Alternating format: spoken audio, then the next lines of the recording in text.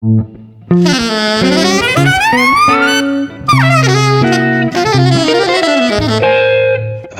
Jazz.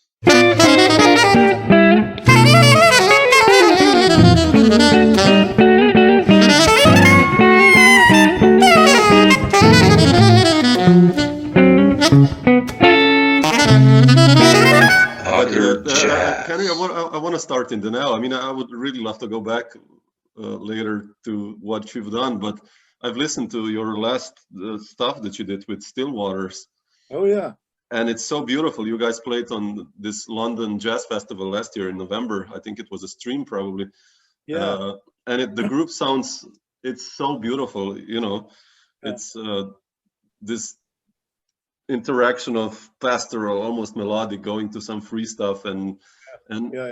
I wanted to ask you, how did you get with this group together? Because this is, you guys did that Can't Believe, Won't Believe record, and which is beautiful. The melodies, like when I first heard the melody, I was like, man, it sounds like this beautiful melodies, like Kenny Wheeler almost came to my mind. But how did you get this group together, and how long have you guys been playing? Well, it goes back quite a long while actually, until excuse me, about way back into maybe the early 90s. Oh, wow, already.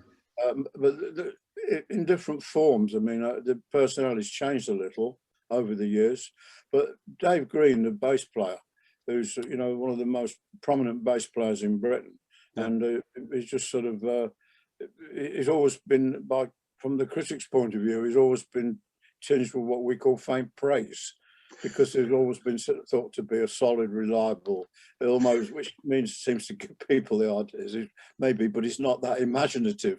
But in fact, I mean, he's an incredible bass player. And because he was the one that Sonny Rollins always used to ask for when he came to England and so on. Oh. You know, so he has an amazing pedigree, in fact, in British jazz. And he's been a very close friend of mine since the 1960s.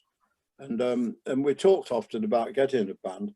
And because he's always played mainstream jazz, straight ahead swinging jazz, which he's fantastic at, he also wanted to play a little bit more adventurous music and break out and maybe lose his reputation a little bit as only a mainstream bass player.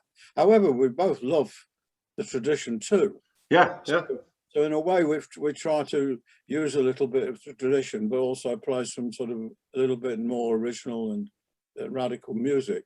And that was always the objective in the band right from the beginning, you know. We perhaps played a little bit more straight ahead in the early days than we do now. And it's taken a little bit of courage, because the problem is audiences are also quite divided.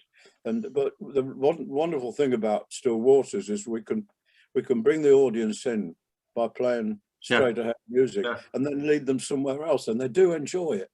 Yeah, that's a lovely thing. So we're kind of in a way like consolidators, in a way like introducing audiences that perhaps have not heard that kind of music, you know, into some more free improvised music too. And the great thing about Still Waters is we never fall back on the formulas, so that it's one of the most interactive bands, if not the most interactive band I've ever played in my life,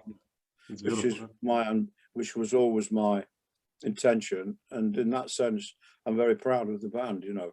Yeah. And he said it goes back that way, and Dave and I decided to get a band together, or at least I decided to get a band together with Dave, you know.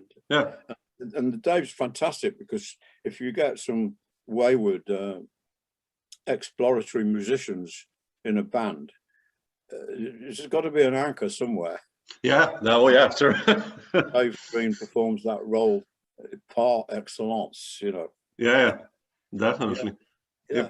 But how did you you know, already the first melody that I heard on the London Jazz Festival, Can't Believe and Won't Believe, it starts, you know, this beautiful long notes you playing. I mean, which starts kind of drum intro, but like, how do you write this music, or how do you in general write music, in the sense knowing that you have, let's say, Dave or Paul Clarvis or whoever, or what's your process in writing? Do you start with melody or on piano, or?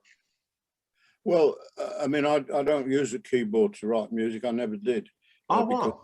because when I was a teenager, I studied harmony, like classical harmony, and you learn rules really, and in a way I write from my knowledge rather than, because I think writing at a keyboard is not a good idea, because particularly if you, I don't know, I think if you're a limited keyboard player like me, and probably it might even be worse if you weren't a limited player. But what I mean is you follow your own fingers, and I write from knowledge. So, but however, since I've had a computer and used the Sibelius software program for many years, I can also that way also hear what I'm writing. You know, that makes it easy. Yeah. But I do start in my head rather than anywhere else. And what's more, I don't specifically write for the musicians in the band. I just write something, and then I never tell them what to do. I'm you know, I don't believe you get musicians around you that you like, and then tell them what to do, because I mean I've been in bands all my life where people do that. I think, well, sure. These guys know what to do. I don't have to tell them, you know. And you know, so that's my approach anyway. But I mean, there's so much melody in your compositions. Yeah. Do you start with melody, or like are the approaches different? Like sometimes you start with a harmonic progression or whatever, or I never start with a harmonic progression. No, I let the melodies dictate the harmony rather than the other way around. I suppose in a way I write them both. I write both together really, and it might you know, it might vary according to where I am at any given minute. No, it's beautiful, because you know, I listen and it's so much about melody, like which I love. You know, all of my favorite musicians, trumpet players, it's about melody, and composers, I think even Ornette or someone like that, it's open music, but it's, you know, it's so melodic, you know. I love that. Compositions were absolutely amazing. Yeah. Often just little themes, like in the jazz tradition, you know, just to launch the improvising. Yeah. But it was amazing tunes. I've always been an enormous fan of Ornette Coleman. Yeah. I wanted to ask you this: when let's say Ornette came out in late '50s, and you know, The Shape of Jazz to come, and all these amazing records, even of other musicians, how did you guys then, or you specifically in the UK, get that music, and how was your how did you perceive this, or how did you acknowledge this music? I loved it straight away, and perhaps I mean, in any case, my relationship with jazz was, compared to many people, relatively late, because I mean, I've often said this. I came into jazz really from an interest in Indian music, because when I went at music college, I only stayed for 1 year at the Royal Academy of Music. I was studying violin, and I wasn't happy about anything, not necessarily anything, you know, I'm not making massive criticism of the college, but it was what was going on in my own head at that time. And the thing is I met a chap there who was actually into Indian music. Well, this was, I'm talking about 1960, and Indian music was utterly unknown in Britain. And I used to go to concerts with him. There's an organization called the Asian Music Circle, and I used to go to concerts, and they'd have Ravi Shankar playing to 25 people in Hampstead Town Hall. Oh man, that's amazing. You know, and things like that. And so, but what appealed to me a little bit was this sort of idea of improvisation. Now, I had a passing acquaintance with jazz, but it didn't occupy my interest particularly. A lot of the sort of jazz which was quite high profile and popular at the time, like Dave Brubeck, the Modern Jazz Quartet, and things like Ella Fitzgerald and Oscar Peterson, and also my brother-in-law, he very much liked the Jerry Mulligan Quartet, the original one with Chet Baker. And so I was familiar with that kind of music, but the thing that really got me for the very first time was Sonny Rollins on an album called Way Out West. Oh yeah, sure. Yeah. There was a track on there where there's no theme. It's just called "Come Gone." I didn't know at the time, but it's on the Changes of Lover Come Back to Me, and he just blows for about 10 minutes, and with Shellyman and Ray Brown, and I suddenly thought this is not all that dissimilar to Indian music, because the bass is like the drone, Yeah. in a way. And then there's this dialogue between the saxophone and the drums, in the way that in Indian music you get a dialogue with, you know, the frontline instrument, like the sitar, plus the tabla drums. And I suddenly thought, I wouldn't mind sort of like knowing something a bit more about this music and maybe play myself. And that's actually what got me into it. And I very quickly explored a lot of jazz. And as a young person, you're often attracted to modernism and the radical. So I became familiar with this so-called, they used to call it the new thing. And then there was a lot of talk about freeform music. As far as I know, the first time the word freeform was used was in England with Joe Harrett. Joe Harrett, yeah, sure. Who made an album in 1960 called Freeform. Yeah, I love that. Yeah. Or in his Jamaican accent, Free Farm. But I used to love that album, you know. Yeah. And of course, all its albums came out, and also Coltrane was moving further and further into that direction. And yeah, I mean, it was kind of available in England. Curiously enough, Coltrane's first explorations on what we call, you know, what became known as modal jazz. Yeah. The thing that, like, when he'd play My Favorite Things for long periods of you know, all basically on 2 chords or something. Yeah. Some of that music wasn't available in England. And in fact, I saw Coltrane live in my hometown in Leicester. Really? Oh, man. Yeah, there was a touring circuit in those days put together by a British promoter called Harold Davison, and he brought all these musicians over from America. And they always played in my hometown in the big concert hall there, the De Montfort Hall. And I mean, and I saw Coltrane. Coltrane was in the first half of a concert with Dizzy Gillespie. And I was familiar with, because I'd listened to some foreign radio stations, but the albums hadn't come out in Britain. But I'd heard My Favorite Things and things like that on the radio. Yeah. So I was kind of prepared for what Coltrane played. He had Eric Dolphy with him. Man, seriously, wow, I love Dolphy, man. Yeah. Man. The rhythm section was, it wasn't Jimmy Garrison, it was Reggie Workman. Yeah. And Elvin Jones and McCoy Tyner. Wow. And Dizzy Gillespie's quintet afterwards sounded tame in comparison. Sure. It was quite amazing. But there was a lot of hostility to, I remember a guy sitting behind me in the concert hall saying, I wish you'd shove it down his throat. Oh, man. Playing. I always remember that. But so anyway, I mean, that was, so I was kind of familiar in a way straight away to that kind of music. And curiously enough, I don't know whether you're aware of an album which has just come out fairly recently called Black and White Ragas. No. British. What it was two broadcasts that I was involved with that I did way back in 1966, 67.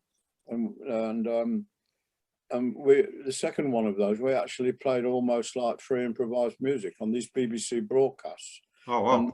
And so we played that kind of music, free playing, if you like, really, in some ways, even before people like John Stevens, you know, who's supposed to be a sort of a kind of father figure in the British free music thing. And anyway, we played and I had Jack Bruce on bass. And you know Jack Bruce from the Cream and that. That's how you guys hooked up together, because I know you played on his records then. Oh yeah, and in fact, it was Jack Bruce and John Heisman and me and the saxophone player Lynn Dobson. It was just a quartet. Wow. One of the broadcasts was a quartet, the other one was a quintet.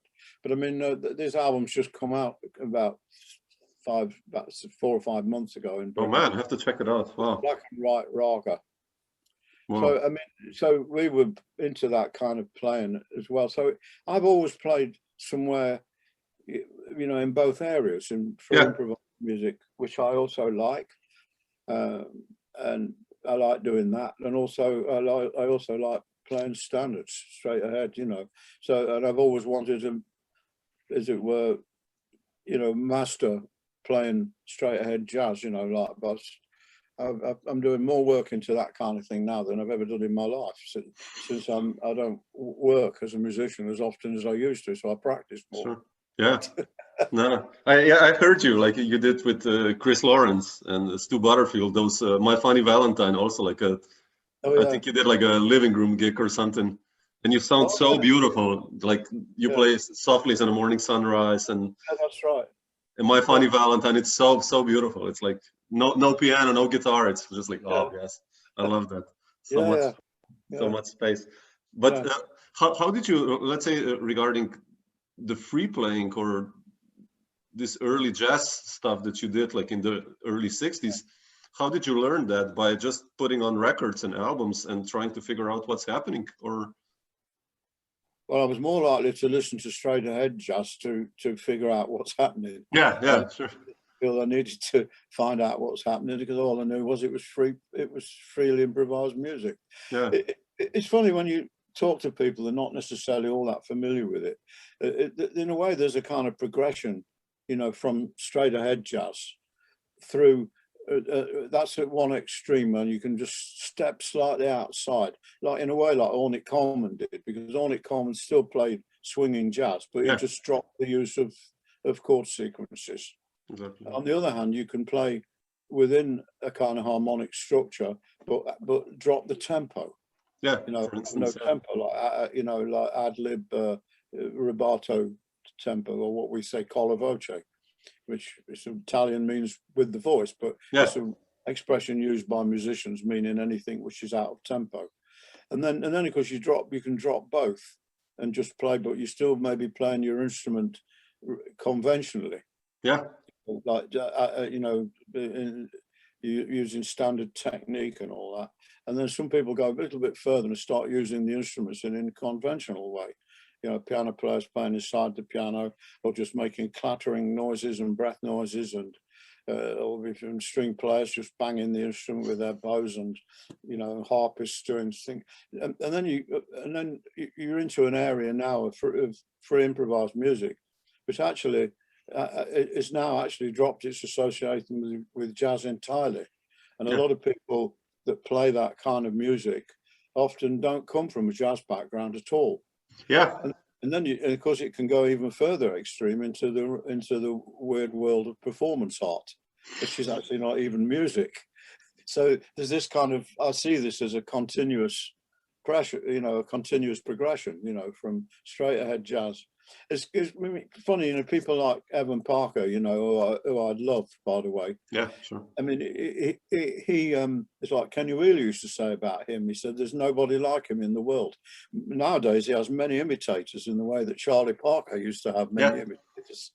You know, he has many imitators, but without doubt, Evan was the progenitor.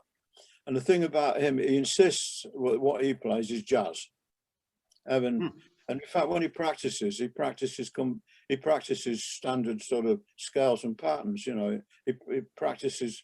I think it's true to say, as the years have gone by, his playing has become more conventional than it used to be, maybe. But Evan, he insists that he's a jazz musician. But as I said, some areas of the free improvising scene, they've gone beyond that, and they don't even come from a jazz background. I mean, I know some people on that scene that actually tell you that I don't like jazz, it's boring. You know, they say things like that, you know. Funny. So I'm aware of it, you know, sort of thing. So from my own point of view, playing free music, it just came about quite naturally, really. I mean, just extending, I mean, and when I ended up playing with Jack Bruce and John Heisman, the final version of that band, because that was also a progression going back to a quintet run by a Jamaican drummer called Don Brown, who came to England, was Chet Baker's drummer, but he was Jamaican. And he'd been in England in the war. He was a dispatch rider on motorcycles for the RAF, the Royal Air Force, you know, in the war. and he didn't play at that time, but he stayed in London after the war, and he knew all those early British jazz characters of those days, like Ronnie Scott and so on, you know. But then he moved to Paris, and it was in Paris when he started to learn to play the drums. And in Paris, he ended up playing with people like Bud Powell and Stan Getz. Oh, wow. And he knew Art Blakey at a personal level. And then he came to England with Chet Baker. Unfortunately, he'd acquired Chet Baker and others' heroin habits at that time. But he formed a band, and I was in that band. And the bass player was Harry Miller, who came from South Africa, who used to play with, you know, all those South Africans, like Dudu Bakwa, Mongezi Fezzer. He came, he was the bass player, Harry, and then saxophone player Lynn Dobson, and the piano player was Tony Hymas, who's been a multifaceted musician. His life, who worked with Jeff Beck for many years. Sure. He'd even written a symphony too, you know, and things like that. Amazing musician. I knew him when he was a music student. He was the piano player. And then things changed for various reasons. We had another drummer. And then eventually Jack Bruce started to come in and do it. I got to know Jack Bruce, and he came in and played with us, and John Heisman. And the last version of that band was a trio. It was just me, Jack Bruce, and John Heisman. But we never recorded or anything, but we used to play. And we used to say, make a motive, you know, just play, say, how about da da da da da, and then work around a motive. We used to improvise like that. You know, sometimes the music would go into tempo, and sometimes it wouldn't. And so that was some early free playing, you know, that I did. And Jack was on electric bass, or of course? No, double bass. Double bass. Oh wow. Yeah. Man. Jack Bruce. That's how he started, double bass. That's so beautiful. But I didn't know that. But that's how you got then involved in all this scene, because you know you mentioned Kenny Wheeler and talking about Evan Parker. And there's this record by Kenny, Windmill Tilter, which is probably one of the most unknown records Kenny did, I guess, because it's like 1969, and I'm such a huge fan of Kenny. But played on it. Yeah, I know. You played on. That was the big band tracks were recorded in 1967. Even so, but I had a day job, and I took 2 days off from my job to play on the sessions. How did you hook up with? How did you end up playing with Kenny? Also later, you know, a long time ago in Music for Large and those amazing records, small ensembles. Like, how did your story with Kenny begin? Kenny was a very close friend of mine, you know, and I used to go out socially with him quite a lot. And way back in the 1960s, I came across him in the general London jazz scene. I worked in a couple of bands that he was in for John Dankworth. I mean, that album was actually recorded by what was then the John Dankworth band, you know. And but I'd played together with him in Graham Collier, and there used to be a Saturday afternoon, just not for playing gigs, just meeting in a college on Saturday afternoon. So there's a college in London called the Cittery and Literary Institute, and we used to go Saturday afternoon just to play. Somebody had arrangements, we used to play those, and things like that. I knew Kenny from those days, you know. And then I was asked to join the John Dankworth band, and John Dankworth at that time had an unusual setup for a big band. It wasn't your classic, you know, sort of 8 brass and 5 saxophones. What he did, he used to have a trumpet section of 3 players, 3 trumpets, and then 2 sections of mixed instruments. That changes. So Kenny played the trumpet in one of those, but I was in the trumpet section. And I mean, when he stopped doing those gigs with that band, I replaced him in the little section, you know. But I mean, I mean, he played at Ronnie Scott's for 3 weeks. I still had a day job, as I said, and which was incredible because I used to finish at 3 in the morning and go Oh, and go man. do my office job. But I was a young man then, and it's another story. But I mean, so I mean, I knew Kenny really from all those days. And then Kenny was ill for a little while, something to do with he had to go in hospital and have an operation on his face. It was to do with an abscess he had or something to do with his teeth, and he had to convalesce for a period. And of course, they did a bit of writing, and then we'd been playing he'd written some music for that band that time, which became Wimble-Tilter, although the idea of Wimble-Tilter as a concept album hadn't yet come into being. So all the titles of the tunes were called something else. So when we played in, you know, I can't remember which, like, In Passing became Caves of Montesinos, and all the tunes had a different name, but we were playing those tunes in the club in Ronnie Scott's. And then, so when John Dankworth gave Kenny and put up the money to give him the chance to do his own big band album, and that was the first one ever. And you're quite right. I mean, you know, that John Dankworth made an album at that period called The $1 Million Collection, and it's a bit like Mussorgsky's pictures at an exhibition. It's their paintings. He got me to play violin on one of those. The one I did was called Two Piece Flower, and he owns the painting, John Dankworth. The painting called Two Piece Flower. But the idea is you have the paintings, and then you walk between the paintings, so you have a little interlude. It's a bit like Mussorgsky's pictures at an exhibition, if you know that. Yeah, sure. Yeah. Mostly known by Ravel's orchestration, but it was originally piano music. But so John Dankworth had the same idea with Wimble-Tilter. So he had the small band playing in between the main things. So he had the small band, John McLaughlin, and Dave Holland. And the drummer, of course, is another curious thing that not many people know. The drummer, John Spooner, I went to school with. Oh, okay. He was in the same class as me at grammar school in Leicester for 5 years, but he wasn't anybody that I hung out with when we were together at school. But years later, we found ourselves, there's a bee. We found ourselves in the same band with John Dankworth. He went off to live in America, and he went off to work with a very famous popular singer, Engelbert Humperdinck. Oh, yeah. Who also came from Leicester.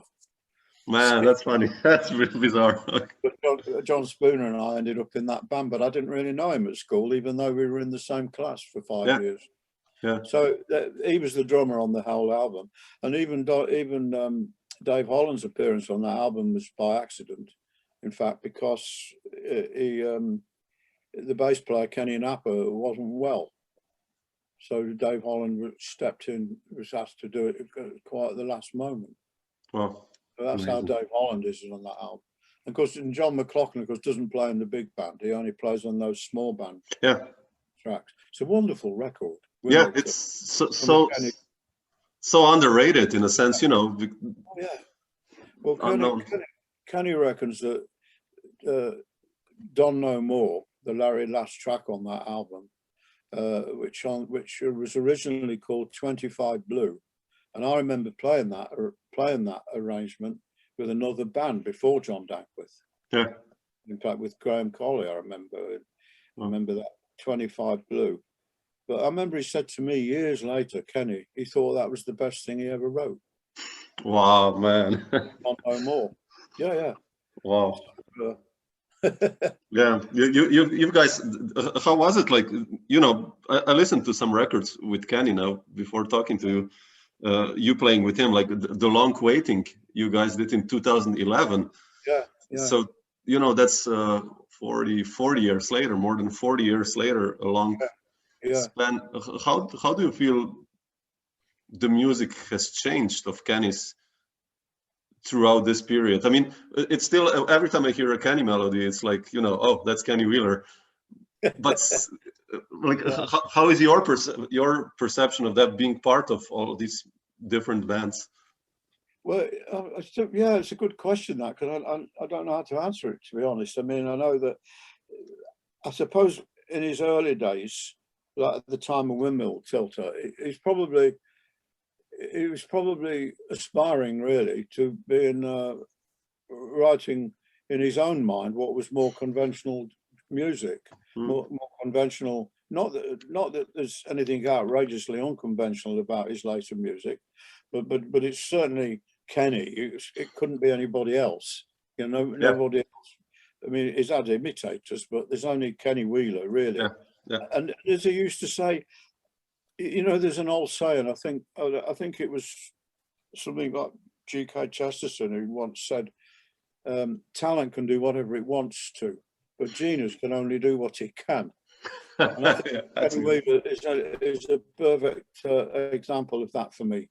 Yeah. He often desperately didn't really want to play the way he plays or the way he writes. He wanted to do something else, but he was unable.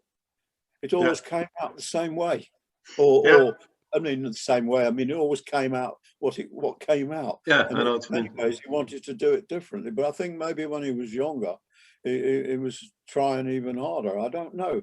I mean, but his personality, as it were, overtook him. His musical personality. As the years went by, but he's famously modest, of course, Kenny, and self-effacing, and he was when you knew him, he was never as shy as he appeared, but he was more assertive. Well, he was never really assertive, but he could be a little bit more extrovert when you know it. Okay, yeah. But the thing is, I mean, he used to have. He went for composition lessons with Richard Rodney Bennett, well-known British multifaceted composer who wrote film music, he wrote symphonies, he wrote the Jazz Calendar, which was a jazz ballet, very, very much influenced by Gil Evans' writing. And Kenny went to him for lessons, and I always remember him telling me, I said, "Well, what you used to do in those lessons?" And he said, "Well, once," he said, "he gave me 3 notes. And he said, this is like a row, like in serial composition." He says, and you can use these 3 notes. You can have them backwards, inverted and inverted backwards, and then write a wind quintet. And I never heard this wind quintet, but I remember him telling me that Richard Rodney Bennett arranged to have it published. What happened to it, I have no idea. But I remember Kenny telling me this about what he learned from Richard Rodney Bennett. He really admired. Kenny really admired Richard Rodney Bennett. Yeah. And Richard Rodney Bennett also used to play piano in a bar in New York and sing. He used to be like Okie Carmichael. I worked with Richard Rodney. He's dead now. But I worked with him when I used to play with the strings of the radio orchestra, one trumpet gig, and he used to come in every so often and play his arrangement. And he used to play the piano and sing with the strings.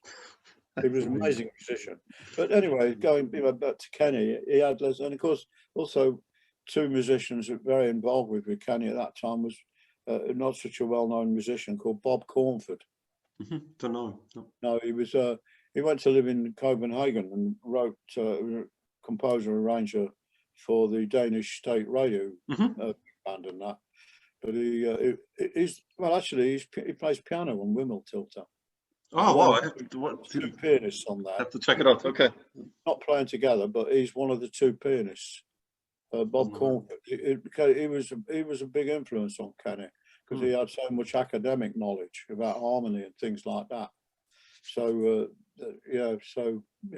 he was an incredible musician too, Bob Cornford. I know in Denmark he participated once as a conductor in a performance of Charles Ives' 4th Symphony, which requires 3 conductors. Yeah. Because there's 3 different kinds of music going on at once. So have to have I know Bob Cornford was one of those 3 conductors once. Oh, wow. So Kenny, I think later, The Long Waiting is the brass album, isn't it? Yeah. That's like for the Com Jazz. Yeah, there's like 2 drums on it. No, I don't think so. No. That's John the one Taylor, without drums. No, without drums. John Taylor and John Baricelli on guitar. Yes. Yeah. And there are 8 brass. I actually was the contractor for that album. you know, Kenny asked me to fix all the musicians. Really? Book them. So everybody agreed to do it for no money. Wow, yeah. There was no money in it. They bought the studio. Evan Parker was the producer, but Evan asked Stan Saltzman to help him. Yeah. Because Stan knew more about reading music and phrasing playing in a big band than Evan, you know. Yeah. So and then and I put together all the brass players. Yeah.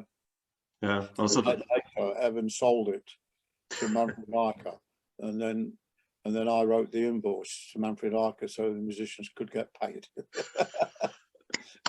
good job. Yeah, but it's like John Taylor also one of amazing players. Yeah, I love John also. Yeah. That's one of my regrets in a way was that sextet that he had in the 1970s. Yeah. With Stan Saltzman, Chris Pine, Kenny Wheeler, Tony Levin, Chris Lawrence.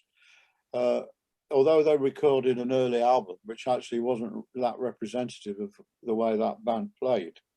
Yeah. I regret that it was never recorded, but it was my favourite British band at that time.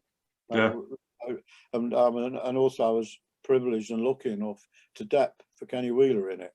When Kenny Wheeler wasn't available, I used to go and do it. Ah, wow, that's so beautiful. Yeah. But I'm sorry that it was never recorded. And there was a time also, which is when Norma had a little put together a band with the same rhythm section, Norma Winston. Yeah. With me. So it was Norma and me with John Taylor, Tony Levin and Chris Lawrence. Oh, we only did a couple of gigs. We played one gig in Germany once. But then John Taylor got a tour together and he put both bands together. So it became an 8-piece. So he put the sextet together with in other words, he added Norma and me. Yeah. So it's 2 trumpets, me and Kenny, you know. And wow. So we did about 10 gigs or something, 12 gigs in England, and traveling around, you know. Oh, it was a great tour. Once again, sadly, no recorded. Man, maybe there are some bootleg recordings lying somewhere. Hopefully one day they will come out. I mean, I've got one, but I don't think it's fit to use because the coach driver who drove the coach was a lovely character. He was called Tony Lang, and he was very sort of ex-British public school, and he used to talk like this, you know. But he was so helpful in every respect. He's a one-man coach company. His father had been some high-ranking officer in the British Army. Yeah. So he had that background. He had a handlebar moustache and things. But he was such a helpful guy. And he bought a cheap recording machine and he used to record every gig. But he used to use those old, this is the days of cassettes, he used to use those old C120. And they don't last because they used to be so thin. Oh, yeah, sure. Yeah. I've got one. Wow.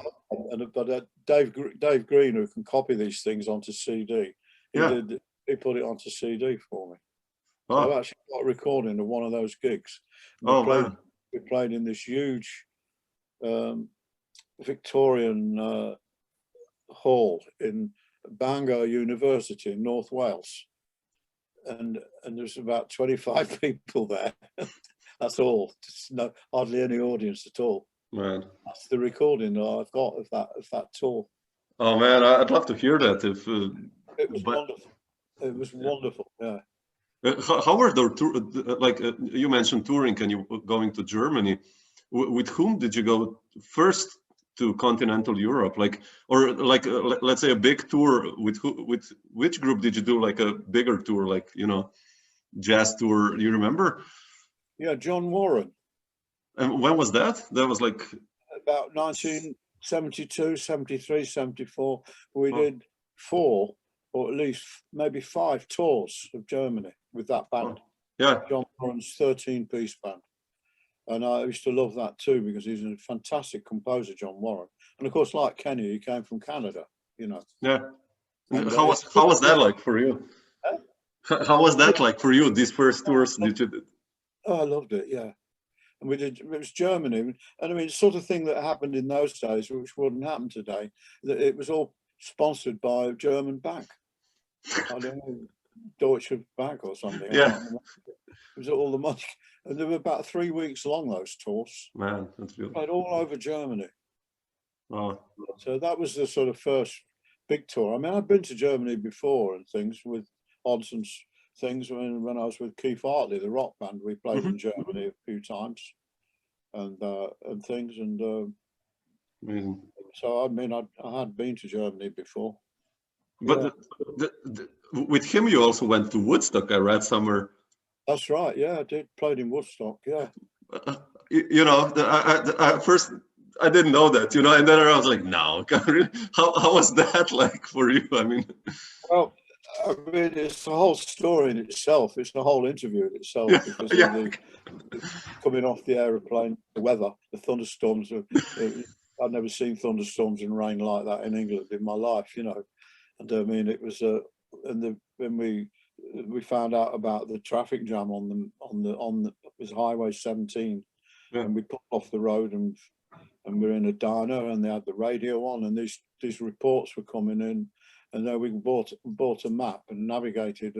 We were heading for a little town called Liberty where the hotel was, and we bought a map to navigate ourselves through the Catskill Mountains. And we travelled through all these Amish communities, people riding horses and carts, you know, with long beards and things. And then the booking system in the hotel had broken down. We picked up our roadie there.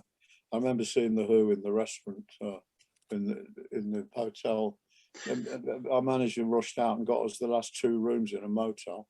And then to get to the festival, we had to use helicopters. There was 2 helicopters flying. Oh man, bizarre.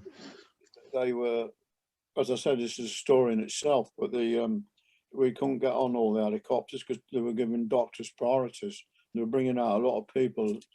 Really, the biggest thing was bad acid trips. Yeah, bringing them out.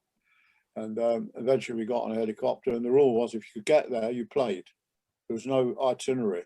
So for us, it was a Saturday afternoon, and we played, and there was no film or recording taken. In fact, not we know. In fact, there was, because it's come out now in a series of a box set of about 25 CDs or something, and our set is actually on there. So somehow or other, it was recorded, but our manager wouldn't let them record or film us because he was called Johnny Jones and he was a genius, you see. So I mean, you know, one despairs at times, but you know, so that's what we did, and we did our set very incredibly nervous. It was our first gig in America, and I found subsequently there's students for a place where I teach gave me a book for my birthday one year, and it's a big coffee table book, you know, the whole history of Woodstock, how it came to be, and it's got a list of every single band and when they played and all the tunes that they played. Oh wow, that's beautiful. It's got the whole lot in there, and there's a photograph of me on stage at Woodstock in there, things, you know. And it's interesting to know that nearly all the bands that played there said that they were nervous and they thought they had a bad set. Everybody thought they played badly. Yeah, you can imagine the sound and all that wasn't too great either, right? I mean, like. But it was an interesting experience, the whole thing, and even afterwards, you know, when traveling, we traveled back from there to New York and along the motorway and the highway, and it's all these cars parked for miles. Amazing. People couldn't get there, just sitting on their cars, you know. Bizarre. Doing the old hippie thing as we went by, you know. That's amazing. Amazing. But I said it was another story in itself, Woodstock. Yeah. Oh yeah, I can imagine. But beautiful to hear that. Yeah. But people say, what's your biggest impression of it, really? But the biggest impression was nervousness. Not only the bands, but the backstage, the organizers. The tension. Could easily have gone wrong. Yeah. You know, there could have been riots there. I mean, it's like there's no water, there's no food, there's no toilet facilities with all these people, and the weather, of course, the rain that turned the place to mud. Yeah. And the message was a political one, like, let's prove to the establishment that we're better than them. We behave better than them. Yeah. And it worked. Yeah. Amazing. It worked, you know. Amazing. No, it's so cool. When I read it, I was like, I have to just a little bit ask you about that. But Henry, I wanted to ask you about speaking of underrated records. We mentioned Windmill Tilter, and like another one, I think is Child Song. Oh, yeah. Which is it's your debut as a band leader, right? Yes, it is. Yeah, yeah.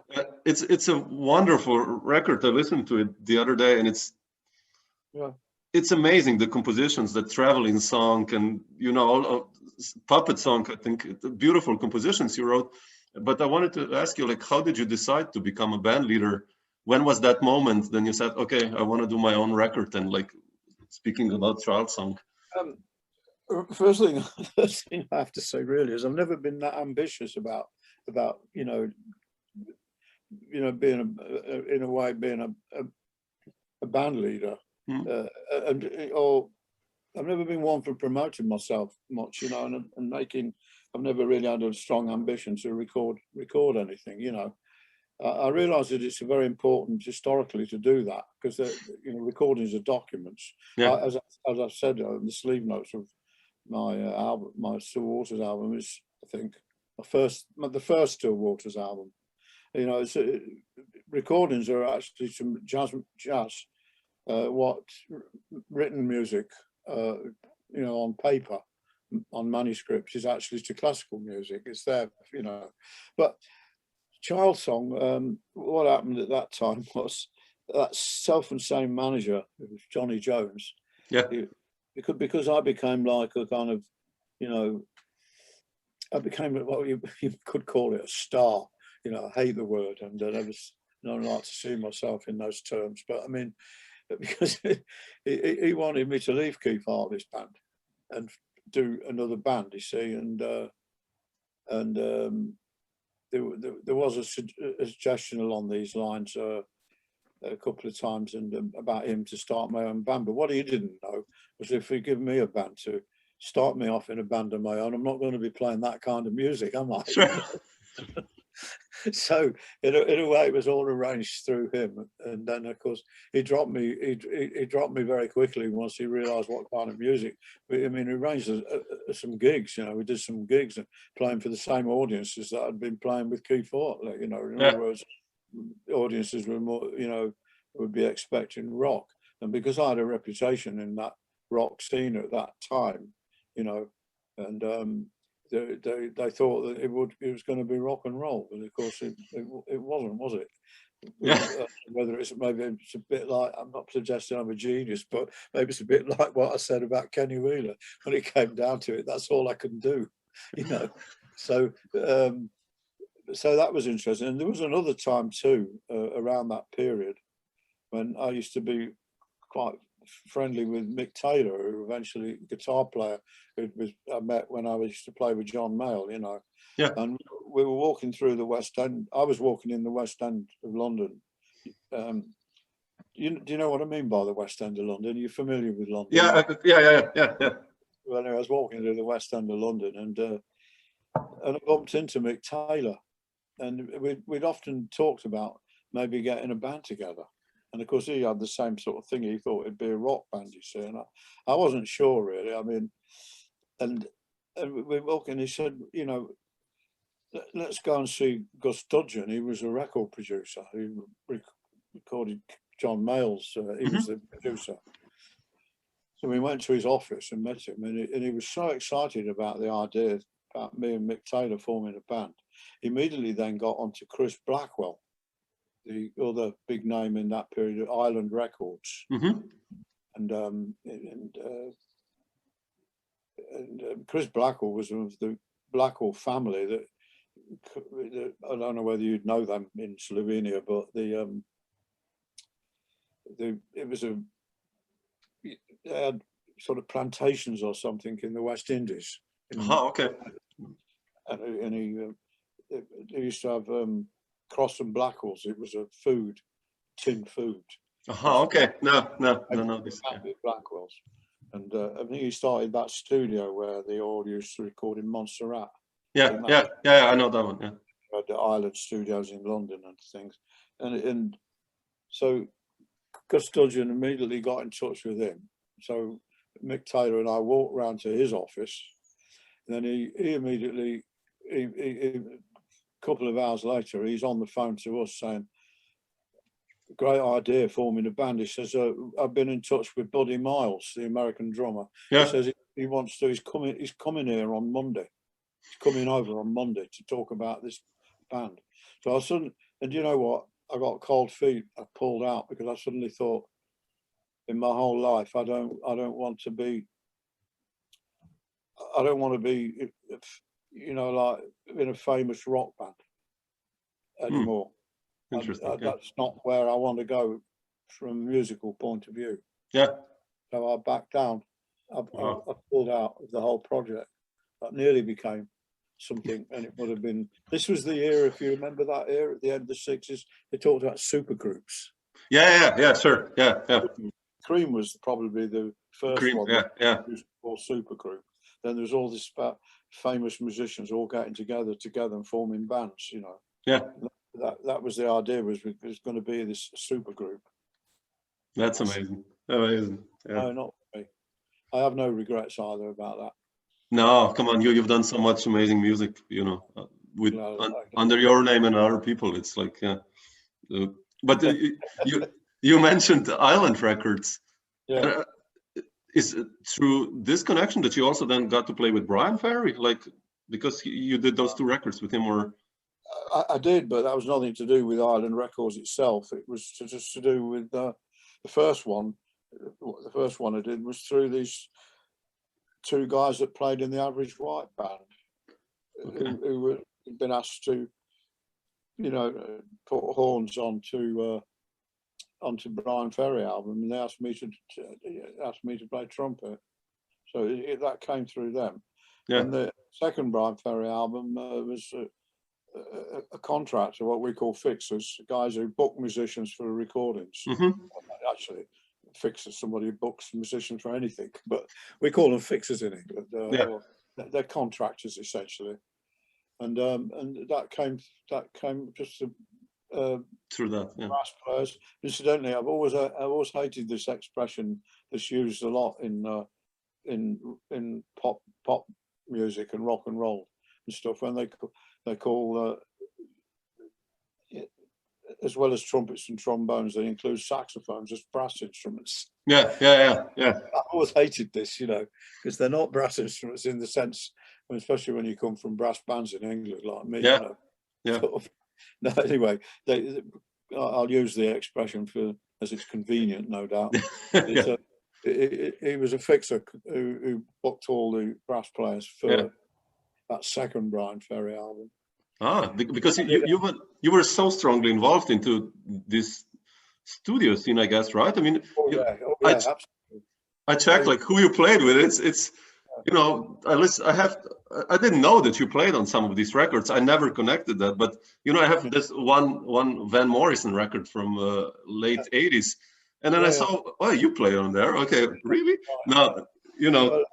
That's how I earned my living. That's what I earned my living, you know, by doing all that. It's a session musician, studio musician, you know. That's what I did for a living, really. You know, I'd rather have been doing other things from a musical point of view, but it did me no harm, you know. Yeah, definitely. I mean, I remember some of the free players in the 60s when Kenny Wheeler got involved with them, but some of them were highly critical of Kenny because he went out and played in television shows and recording sessions, because they view this as somebody prostituting themselves. And Kenny used to say, I don't know why they do that. He says, because I've learned so much by playing in studios by playing with such amazing drumming players. I've learned so much from the trumpet players, you see. So I feel the same, you know. I've had this background, you know, it's been a very valuable experience for me as a musician in you know, in what I do, or playing jazz with other people. I mean, It'll be, you know, all the whole business about playing is how to play with other musicians in sections. Yeah. You know, section discipline, playing in tune. You know, things like that. You know, I'm glad I've had that experience. You know, but it's basically what I did. I mean, I got married to my nice lady from Slovenia, and you know, and I had to, you know, children, and I had to earn a living somehow. You know, I didn't want to end up at the age of 50 living in a bed sitting room and feeling bitter and angry about the injustice of the world. You know, yeah, sure. End up like that, you see. So it was better to do that, really. And I always played jazz anyway. Yeah. I mean, sure. I never stopped, you know. Where possible, I always put jazz things first. I used to turn down, you know, lucrative work in order to play jazz. You know, I always put that first. So I'm glad I did all that. But when you said you're surprised by how many, well, to be honest, I'm often surprised because I often don't remember them. You know, because I mean, often when you do work in that area, you don't even always know what it is you're doing. You turn up in the studio at the allocated time, and somebody tells you what to play, and you play it, and then you go home. Yeah, and that's it. The artists themselves may or may not even be there. And sometimes you don't even go and listen to the playbacks. You know, it's bizarre. Yeah. When you're doing sometimes, you know, like 2 and 3 sessions of that nature a day, you know, 5, 6, and 7 days a week. Yeah. It's like other people go to the office. You go to recording studios, and you're often moving during the day from one studio to another. You know, as well. Yeah. And of course, London in those days was amazing, right? The world's you know, capital city for the recording industry. You know, most recording studios in London anywhere in the world. You know, but I mean. I'm sort of, I'm really glad about that. But it's interesting with Brian Ferry, because in the end I was asked to do some recording with him directly, and I ended up having an argument with him, and he dropped me after that. And the reason was, when you record, you know, there are minimum rates of pay for musicians established by the British Musicians Union, which is the second largest organisation of musicians in the world, you know, after the American AFM. And they establish minimum rates, and they are literally just that, minimum rates. Not, you know, if you can command more money, you will. Sure. Most of my life, and as most musicians, you just play for the minimum union rate. But there is one rule, which, and these rates are agreed with the organisation for, you know, record companies. Which, funnily enough, in a very quaint and old-fashioned way, the expression gramophone recording is still used, still referred to as gramophone recording, even though there are no more gramophones. But the thing with Brian Ferry is what we call to do with what's known as double tracking. That's when you play something and then it's recorded, and then you play it again, and it's recorded for the second time. So the 2 recordings are placed together. And now, if that takes place, the Musicians Union rates are such that it's an extra 125% of the original fee. So it's more expensive to do that than it is to get 2 players. Wow, that's fun. It's to encourage them to more players rather than... exactly. But there are some people who didn't want to pay 125%. Brian Ferry was one of them. And I had an argument about it, and he accused me of like bringing in the Musicians Union's silly regulations here, you know. And of course, the thing about Brian Ferry is he's well known to be an extremely right-wing person. He's you know. So is not somebody I admire. No, it's just, I wanted to ask you about this studio work, because, you know, I've done a talk like with Randy Brecker, and Randy kind of, I kind of, you know, musically, of course, you are completely different regarding jazz, but you know, he did like in the 70s also. You check out the list, and he's like done the Brecker Brothers, and then he did like, Bruce Springsteen, Queen, everyone. And it's like, I was like this when I read who you played with. I was like, man, you played with everyone who was recording in the pop industry in the 70s and 80s. And I was so happy to see that actually, that besides all the creative stuff you did, you actually, could do that. It's like me, that's to earn a living, Just, everyone's not busy earning a living playing jazz in New York. Yeah. No, in fact, it's harder earning a living in New York than playing jazz is in England, But I mean, I've met Randy Brecker a few times. A lovely guy. Really? The first time was when I was in America with Keith Hartley in 1969. Oh, wow, man. We were in Detroit. And after our gig, we played the famous Grandee Ballroom in Detroit. Curious enough, by coincidence, the other band was John Heisman's Coliseum. Wow. John Heisman always wanted me to join that Coliseum band, and I always turned it down. And he could never understand, being such a virtuoso drummer, why I joined Keith Hartley's band when Keith Hartley was viewed as being a quite, staid, not particularly interesting drummer, So John Heisman never really understood why I chose to play with Keith Hartley and not his band, But anyway, I won't go into why. But the gig was just by chance. We found ourselves on the same gig at the Grandee Ballroom. I always remember it, digressing a bit here, but I always remember that particularly because there'd been all the famous riots in Detroit not long before that. But it's an interesting thing, all the people around there, they set fire to buildings and everything, but they didn't touch the Grandee Ballroom, because the Grandee Ballroom as a venue for music meant so much to people. So it survived all the riots, Anyway, after our gig, found out Horace Silver was playing in a little club in Detroit. Oh yeah, and Randy was playing with Horace, of course. Taxi over there, and Randy was playing with Benny Maupin and Alvin Queen. I think Jimmy Merritt was the bass player. Yeah. And after when I got opportunity, I had a chat with him, and of course he'd been playing with Blood, Sweat and Tears, and I knew it, I understood it perfectly when he said, "Oh man," he said, "I just had to get out." Yeah, he told me. I knew I understand that perfectly, because when he told me that, it was lovely. And then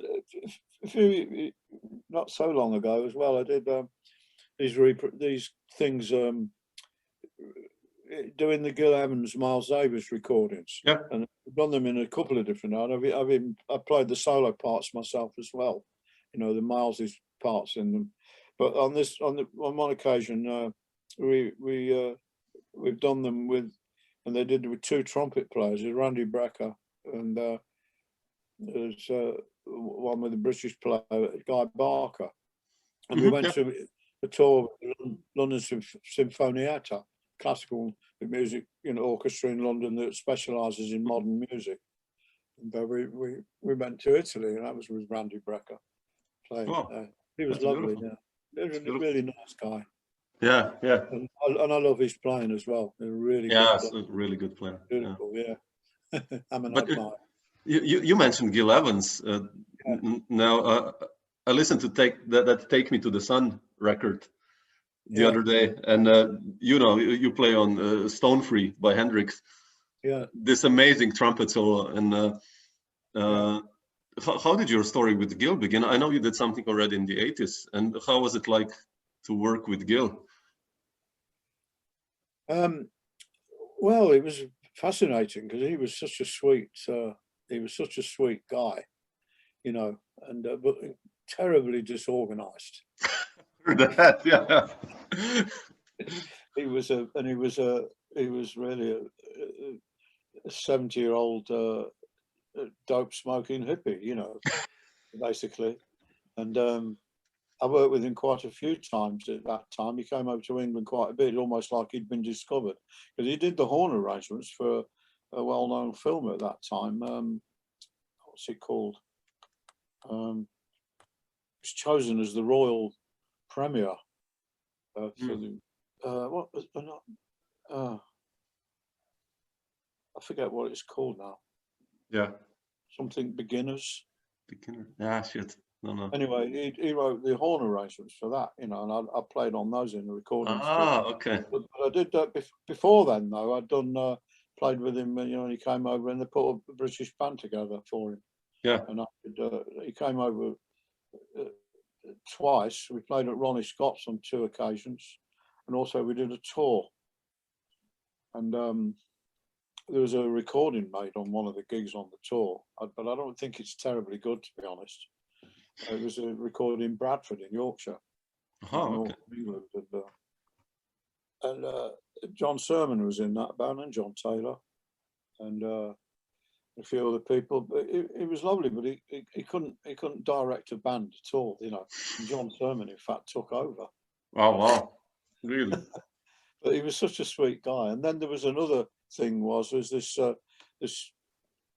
trio of 3 musicians: Ray Russell, Simon Phillips, Mo Foster, who were like rock, pop, session musicians, and they asked Gil whether he would play piano for them or keyboard, and on the strength of that, they got a gig at Montreux, the Montreux Jazz Festival in Switzerland, and on the strength of that,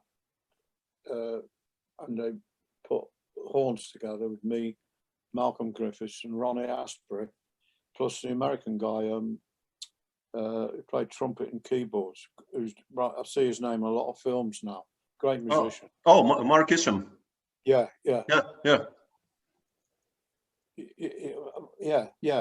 Anyway, we went to Montreux, and I mean, unbelievably, we were top of the bill. We were top of the bill above VSOP with the Marsalis brothers and the Miles's old rhythm section, you know. Yeah. But we topped the bill, and that so Gil was with us on that.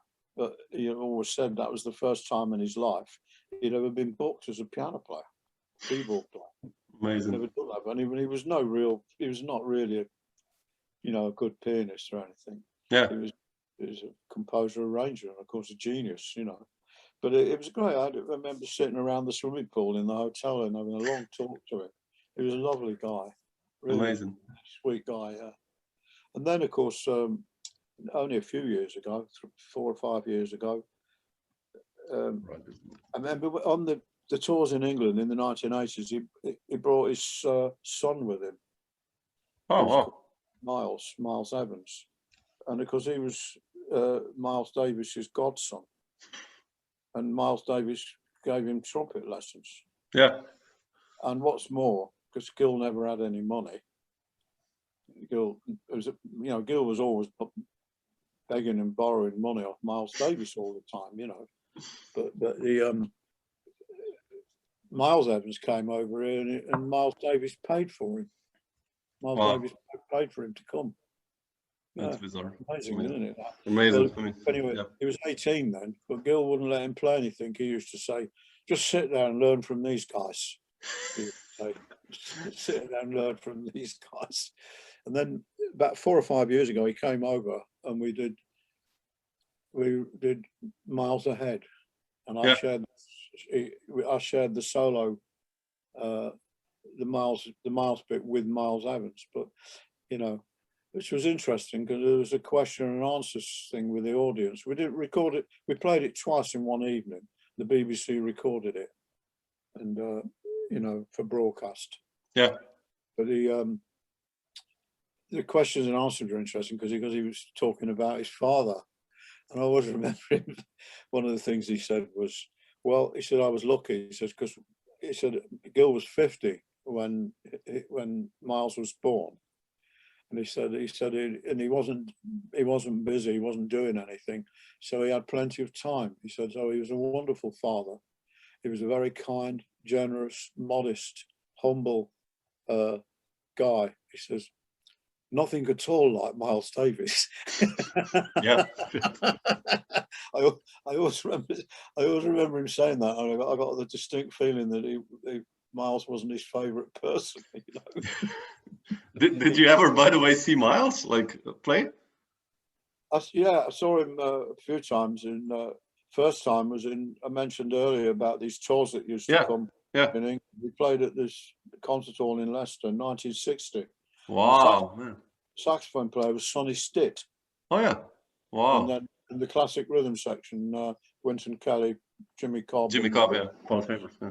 And I mean, not long after that, of course, he came to Europe. He didn't come to England, but of course, around that time, he brought Coltrane with him again for the last time. Yeah. But in between, he had Sonny Stitt on when I saw him. And that was the first time I saw Miles. And of course, I saw him in London playing at what used to be called the Odeon Hammersmith. They call it the Apollo now. Mm-hmm. Oh yeah. Saw Miles there a couple of times. Amazing. And then also, of course, when I went to America with Keith Hartley, he was playing in Shelley's Manhole, the famous jazz club in Hollywood. Yeah. I went down there for 2 nights. Oh. And Dave Holland introduced me to Miles. So, I knew, Dave Holland played with Miles for 3 years. Yeah.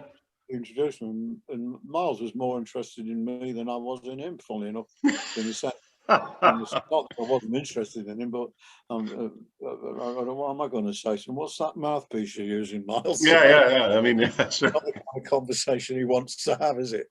So, but he asked me because I was playing with Keith Hartley in a big club on Sunset Boulevard called the Whiskey A Go-Go, which was the trendy place in Los Angeles. I refuse to say LA, by the way. I hate it when people say, "Oh, LA." I always say Los Angeles. and we'd get maybe 1,000 people in there every night with Keith Hartley. And of course, Miles is playing in a jazz club to about 50 people. Yeah, sure. That's so bizarre. Miles would rather have been playing in Whiskey A Go-Go, hadn't he? So he's asking me about playing in a rock. He asked me whether I played solos, like trumpet solos, which I did. So there's always been a joke going around ever since I had that conversation with Miles. I'm the reason he started playing with rock rhythm sections. I put him that. I showed him the way, No, that's a joke, of course. No, you should present it like that. Yeah, I was the one who told Miles to get that. Surprise out through Chinese whispers how many people actually think that now. I mean, people have come up to me and said that, which then, of course, is very embarrassing for me, No, that's a cool one. That's the only time I met Miles personally, yeah. I heard him play a few times, over the years, yeah. Amazing, Henry. I just want to ask you one more last thing, not to take too much of your time. I mean, it's your story with Barry Guy and the London Jazz Composers Orchestra. I love those records, like already that's Zurich concerts, which is like late 80s, and even the later work now. Like, how did you? Because being part of this like pop rock recording, like you said, beside that you did like creative jazz like that with Barry also. And when did you meet with Barry for the first time, and how did your story begin actually? Well, right at the very beginning of the London Jazz Composers Orchestra, which by definition, by the name of the band, was intended to be a platform for people to write, to compose music. Yeah. So it was more. Barry wasn't the sole composer like he is now. It was different people wrote like things. A platform kind of. Yeah. And Kenny was in that, the original one when I did it as well, and Harry Beckett and maybe Mark Charrick. I can't remember now. But the compositions were varied according to who the writer them. Because I mean, Barry was like writing kind of like a lot of the kind of using the kind of language that maybe a lot of modern classical composers write, which is extremely difficult to play. From the point of view. And then other people who write something famous like Paul Rutherford. And Tony Oxley got an artist notepads and put graphs and squares and squiggles on it, and all that sort of stuff. And then Buxton Orr, who was a highly professional composer who wrote a lot of the music for Hammer films, sort of Hammer films. I don't know if you're familiar with them. The Hammer horror films are very camp, and they are to Britain in many ways what cowboy and Indian films were. Oh yeah. These Hammer horror films. Well, Buxton Hall wrote a lot of the music. He was a fully trained modern classical composer. Yeah. He used to conduct the band as well in those days. So that was the first thing. But I pulled out of it, and because of frustration, really. Because I mean, you put a band of people who are maybe 3 improvisers, and many musicians have never had that experience. So some of them don't even read conventional music very well. Never mind all this highly difficult music. And I felt frustrated, and I thought it was all in the wrong direction. And I remember telling Barry in those days, I thought his music would be played better if he booked classical musicians rather than jazz musicians. But he said he wanted the sound that jazz.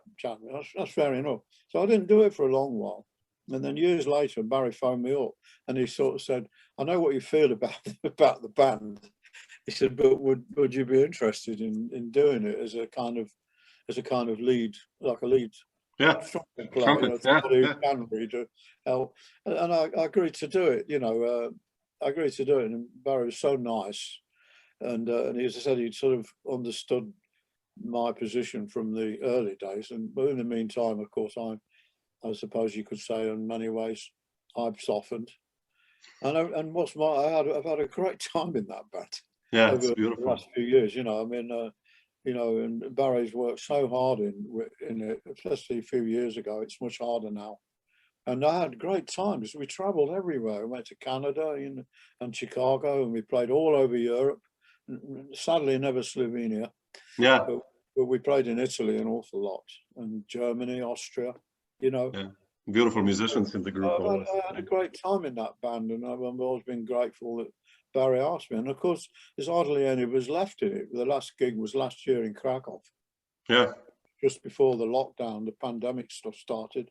We played in Krakow, and the only British musicians in it now are, we're doing it with Simon Pickard and Alan Tomlinson. Yeah. And I think I'm right. There's nobody else from Britain. Yeah, they're all people got older or difficult. So I'm still left, I'm still left. Yeah. It's amazing. After all that time, really. But Barry's been great. He's such a lovely guy, Yeah. And curious enough, I've had an exchange with him. In fact, it's through these exchanges that he told me about you. Because what happened is I have a guy comes out, does a little bit of gardening for me, Yeah. And it's been coming for 3 or 4 years. And then one day this gardener decided to look me up on the internet, and he found that I had some kind of association with Barry. And it turns out he knew Barry when they were children. Oh, wow. They started together, the families. So he's younger than Barry, but and in fact it was him that told me that it was my gardener's father bought Barry his first double bass.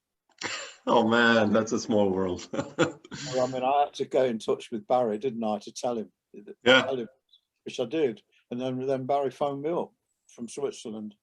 And I had a long conversation on the phone about this guy, gardener and all that. Yeah, and that what amazing and wonderful. Yeah, it's beautiful. Yeah. So and then Barry and his wife Maya sent me a photograph taken in the little cafe where we used to eat in Krakow last year. Yeah, me and Barry very close together, like an old friend's photograph. Oh, that's beautiful. So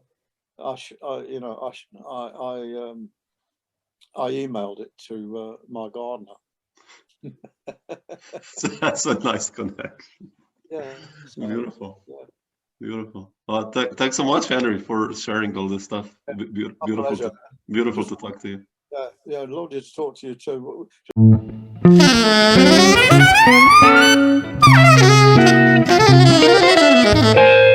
Dr. Jazz.